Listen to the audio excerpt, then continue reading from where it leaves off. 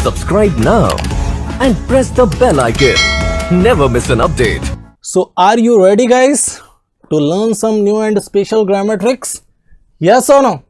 सभी रेडी हैं? शुरू करें? So बिल्कुल टिक के चीज़ों को देखना है और अप्रोच करना है। सबसे पहले ग्रामर ट्रिक क्या है? जब भी हम यूज़ करते हैं से का, सजेस्ट का, प्रपोज, स्पीक, रिप्लाई, एक्सप्लेन, एक साथ ही रख देना इसको, explain, talk, listen, write, it followed by to preposition if there is a person in the form of object. मतलब इन वर्ब्स के बाद अगर आपको ऑब्जेक्ट के रूप में किसी पर्सन, कोई भी पर्सन अगर मिलता है, तो उस केस में आपको हमेशा क्या करना है? इनके बाद टू का यूज करना है। जैसे अगर मैंने बोला यू सजेस्टेड मी या I suggested you, you suggested me या आई सजेस्टेड यू, ये सब कुछ गलत है।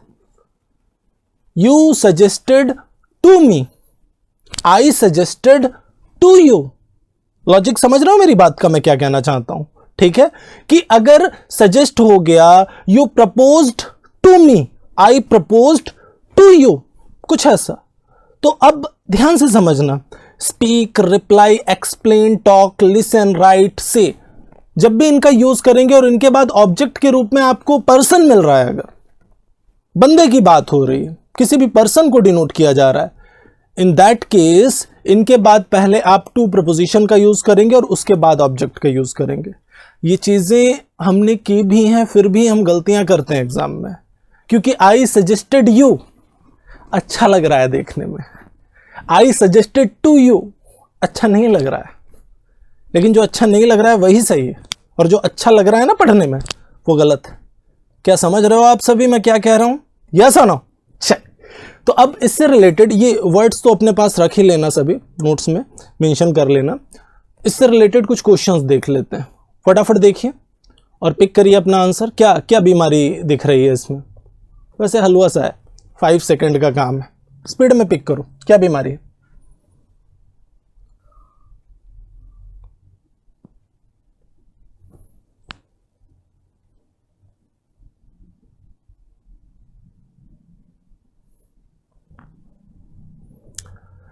जैसे हम सैड टू को टोल्ड में बदलते हैं ना, यहां पे आस्क वर्ड नहीं लिया है, क्योंकि इंट्रोगेशन के केस में, पूछने के केस में आस्क का यूज किया जाता है। जब हम डायरेक्ट से इनडायरेक्ट बनाते हैं, आस्क मीन्स वैसे कहना भी होता है, जनरली पूछने के केस में यूज किया जाता है।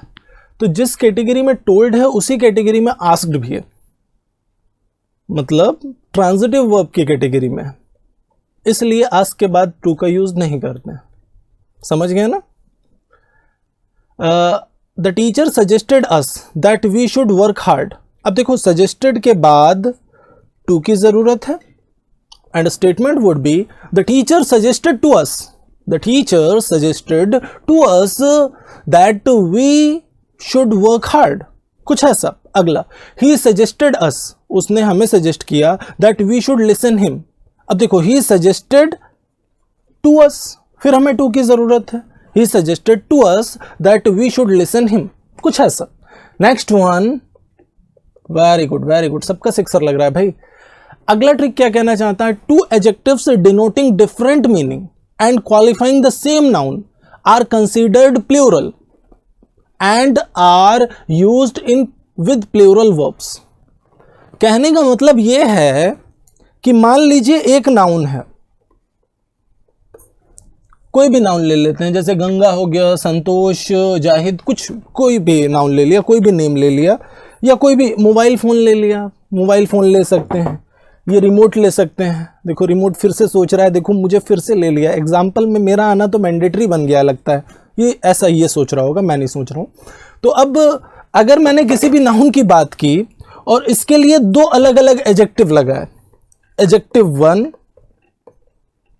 और एडजेक्टिव 2, और ये दोनों एडजेक्टिव इस नाउन को क्वालिफाई कर रहे हैं, ये दोनों एडजेक्टिव इस नाउन को क्वालिफाई कर रहे हैं जो डिफरेंट मीनिंग रख रहे हैं। तो कहने का मतलब ये है, अब इसके साथ आने वाला जो वर्ब होगा, ज्यादातर लोग तो ये सोचते हैं कि नाउन तो सिंगुलर ही है ना सर, तो वर्ब सिंगुलर लगा दो। लेकिन ये गलत है, नाउन सिंगुलर है, लेकिन वर्ब कैसी आएगी? प्लूरल आएगी, क्योंकि मैंने कम से कम 2 यूनिट्स को डिनोट करने का काम कर दिया। क्या आप सभी समझ रहे हैं मैं क्या कह रहा हूं? हाँ, 2 अलग अलग मीनिंग को रिफर करने वाले एडजेक्टिव अगर एक नाउन को क्वालिफाई करते हैं तो उस नाउन के लिए जो आगे वर्ब आने वाला है वो प्लूरल होगा। समझ गए? चलो इसको एक स्टेटमेंट से समझते हैं। वैसे मैंने आपको एडजेक्टिव्स लिख के इसलिए नहीं बताया वैसे कि आपको कंफ्यूजन ही नहीं होता फिर क्वेश्चंस जब हम अभी कर रहे हैं, तो ठीक है, क्वेश्चन से इसके एग्जांपल्स को समझते हैं। चलो फटाफट देखो और पिक करो अपना answer. Your time starts now.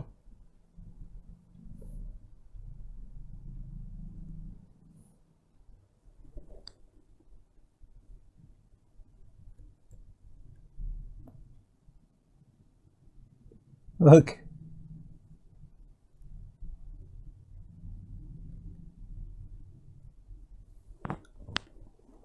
चल अच्छा, अब यहां से अगर आप देखें, देखो ध्यान से समझना, cultural and social life in India is changing.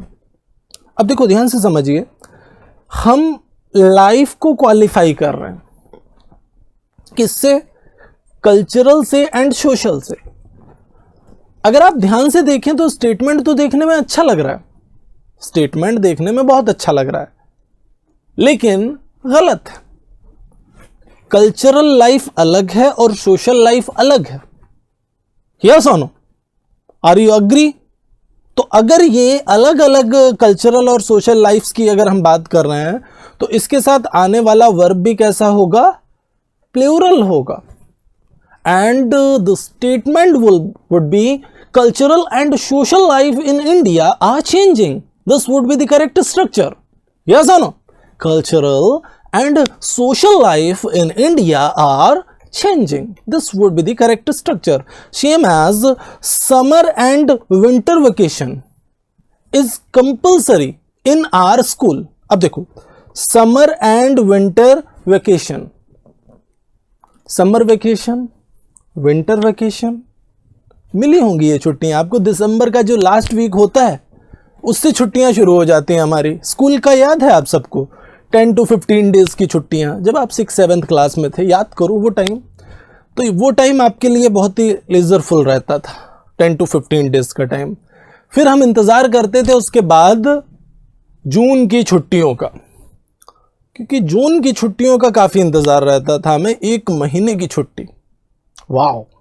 और जब से ये कोविड आया, अब कोविड में क्या हुआ कि लॉकडाउन हो गया, 2 साल तक स्कूल ही बंद रहा, तो अब सब परमानेंट छुट्टी में चले गए। छुट्टियों की वैल्यू ख़त्म हो गई। हाँ?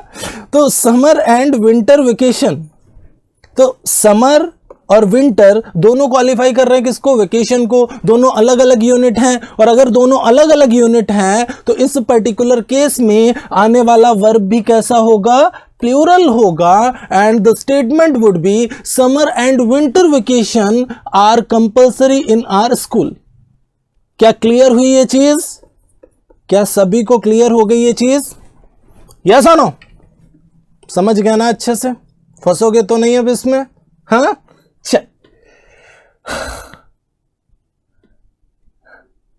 हम तो संडे का भी वेट करते थे। बिल्कुल सभी करते हैं, जो स्टूडेंट ग्रुप में है वो सभी करते हैं। आज की भी डेट में जब आप घर पे भी पढ़ाई कर रहे हो तब भी आपको कहीं ना कहीं संडे का वेट रहता है, क्योंकि संडे को कुछ स्पेशल लगता है।